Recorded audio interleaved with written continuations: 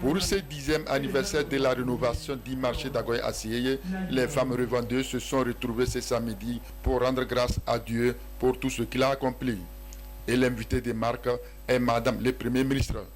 Elle est accompagnée des membres du gouvernement.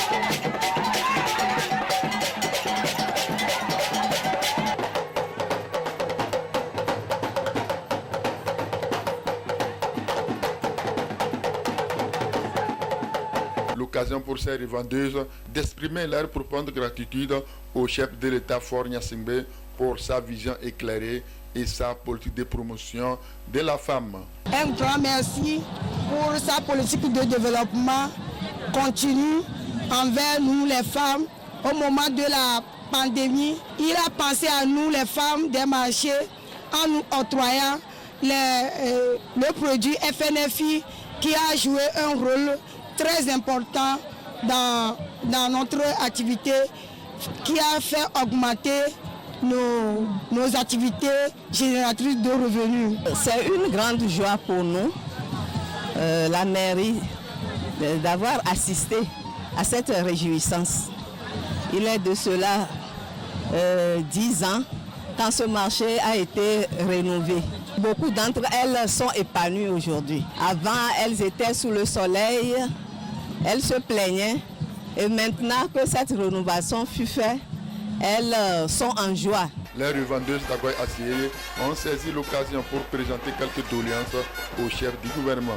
Nous avons le problème de place et nous voulons que le chef de l'État nous aide à ce que nous, les acteurs du marché, nous pouvons rester dans le marché. Madame le Premier ministre a indiqué que toutes les préoccupations seront prises en compte. Elle a saisi l'opportunité pour inviter l'assistance à la culture des valeurs de paix, de vivre ensemble. Le marché Agoye-Assiyeye est bien organisé et structuré. Il compte 7500 places avec un bureau exécutif de 16 membres et 33 associations de revendeuses.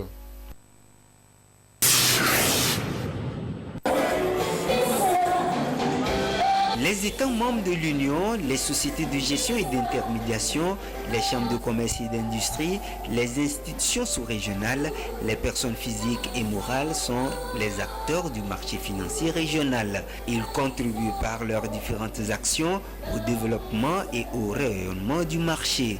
Pour reconnaître leurs mérites et cultiver l'excellence sur le marché financier, la BRVM a décidé de les honorer à travers ce dîner de gala qui marque la fin de la 4e édition de la BRVM Award. L'édition de Lomé a enregistré une innovation au niveau des prix qui passe de 5 à 8 catégories avec des prix spéciaux. Du renforcement et de la résilience de nos économies. C'est donc le sens qu'il faut donner à l'octroi de ces 8 prix pour magnifier l'excellence dans tous les domaines qui concernent le marché financier régional.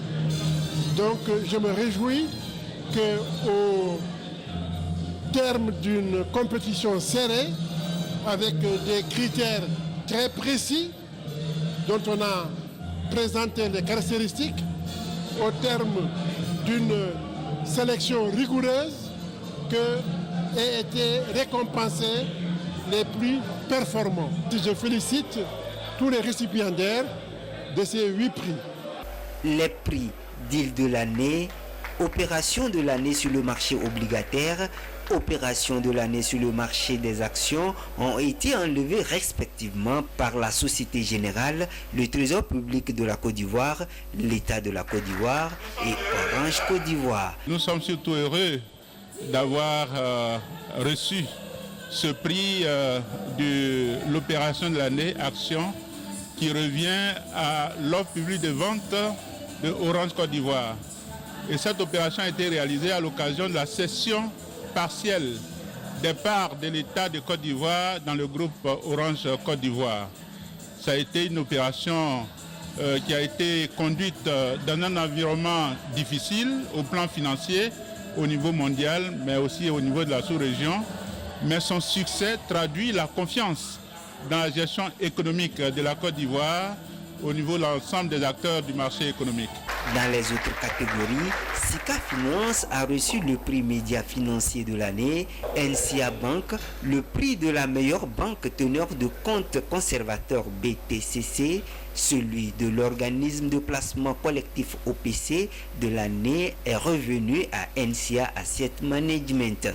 Du côté des sociétés de gestion et d'intermédiation, BOA Capital Security arrive en tête de classement. EcoBank, pour sa part, enlève le prix de société cotée de l'année. Je pense pour le travail que les employés de EcoBank ont fait sur les derniers mois. Je pense que ça traduit aussi ce que représentent pour nous les meilleures pratiques. Parce que ce que la bourse essaie de développer, c'est vraiment d'essayer d'élever les entreprises en termes de meilleures pratiques. Et en gagnant ce prix, nous espérons démontrer que les meilleures pratiques font réussir. C'est un réel plaisir de recevoir ce prix pour la deuxième fois successivement. Ce prix de meilleur média financier aux awards de la BRVM. Cela récompense tous les efforts, tout le travail que moi et mes collègues avons fait depuis bientôt 5 ans. Nous sommes dans notre 4e année. Et aujourd'hui, cela prouve que le marché financier avait vraiment besoin d'informations pertinentes dans la prise de décision des investisseurs, des institutionnels, de tous les acteurs du marché. C'est un immense plaisir dans la mesure où nous avions travaillé depuis 2019, où nous avons eu notre agrément en tant que banque teneur de compte pour justement obtenir cette récompense qui est le couronnement de ces 2-3 années de travail. 8 prix ont été décernés, NCA Bank en a remporté 1. Et donc nous espérons pour les années à venir travailler encore plus dur pour pouvoir remporter beaucoup d'autres prix. La BRVM a distingué 2 éminentes personnalités, dont le ministre de l'économie et des finances de la République togolaise, Sani Yaya, représenté à cette cérémonie par son secrétaire général Stéphane Akaya. Le grand prix d'honneur a été décerné au chef de l'État togolais Faure Sozimna Gnassingbé pour son engagement sur plusieurs plans, notamment en faveur de l'intégration sous-régionale. La BRVM reste le marché financier par excellence de l'UEMOA qui permet de mobiliser les ressources pour le financement du développement. À travers ces awards, l'institution veut aussi cultiver l'investissement en bourse.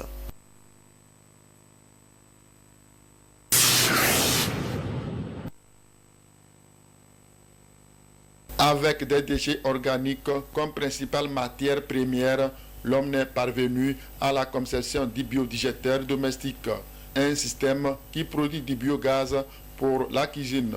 Ce système a plusieurs avantages. Il vous suffit juste d'avoir des déchets organiques, des déchets de la cuisine pour avoir du gaz. Vous n'avez pas besoin d'aller acheter ça quelque part.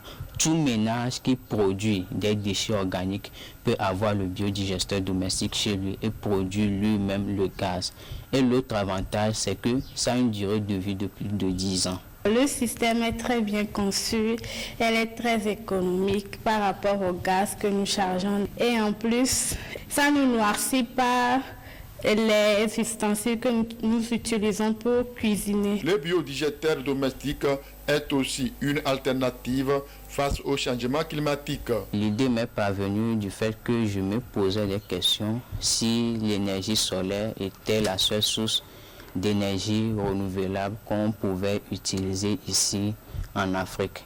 Et en menant des recherches, j'ai découvert qu'il y avait possibilité d'utiliser les déchets pour produire de l'énergie. Et c'est avec le temps que je suis arrivé à construire le biodigesteur domestique grâce auquel, avec les déchets, les matières organiques, on pourrait les utiliser pour produire du gaz pour la cuisson des repas. Nous avons installé ces systèmes et aussi contribuent à la réduction de la pollution des gaz à effet de serre. Quand vous mettez les matières à l'intérieur, dès que ça produit du gaz, vous avez la possibilité de récupérer les matières restantes comme engrais naturel et l'utiliser en agriculture.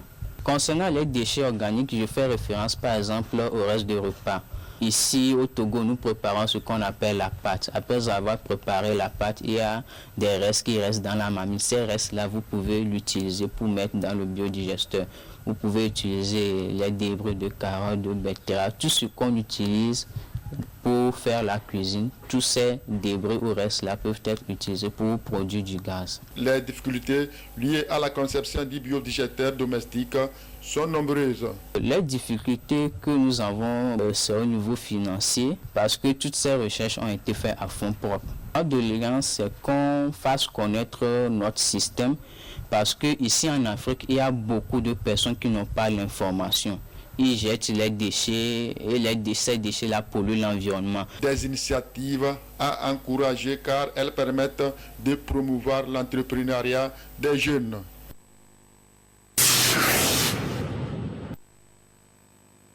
De la fosse septique biophile en cours de construction dans une nouvelle habitation.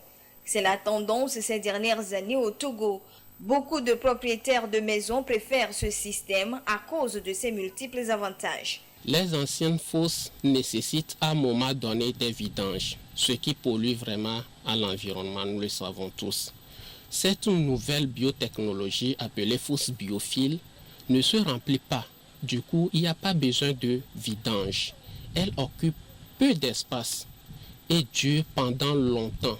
25 ans, voire 30 ans, sans vidange ni entretien. Si nous prenons par exemple les anciennes fosses septiques, il faut dépenser au minimum, même si vous avez un maçon dans votre famille, il faut dépenser au moins 500 000. Mais cette fosse biophile, déjà avec 250, 220 000, vous avez une fosse qui ne va pas se remplir, qui ne va même pas dégager d'odeur, vous déranger à un moment donné. Et puis c'est dimensionné selon les besoins de chaque ménage. Ce système de traitement biologique des déchets issus des toilettes est d'origine ghanéenne. Il fonctionne d'une manière spécifique. Cette fosse est basée sur une biofiltration. Lorsque vous chassez les matières fécales viennent dans ce que nous appelons biofil ou bien biodigesteur. Une fois arrivé ici, l'eau est immédiatement séparée des matières fécales et l'eau va dans ce que nous appelons par le sokawe. Une fois dans le sokawe, il y a des biofiltres aussi dans le sokawe, maintenant qui purifient encore de nouveau cette eau et l'eau maintenant s'infiltre dans le sous-sol. Dans l'endroit où les matières fécales restent, que nous appelons communément biodigesteur, là-bas il y a des micro-organismes qui prennent maintenant le rôle de digérer ces matières organiques. En réalité, c'est leur nourriture. Lorsque vous envoyez vos matières fécales dans cette fosse, les micro-organismes vous remercient beaucoup parce que vous leur avez donné ce qu'il faut pour vivre. Aujourd'hui, la fosse biophile est reconnue par les Togolais et vraiment ils investissent beaucoup dedans. Plusieurs installations de ce système sont à l'actif du jeune Togolais Vincent Afangbeji. Un mécanisme biologique à encourager et à promouvoir pour le bien-être de la population et celui de l'environnement.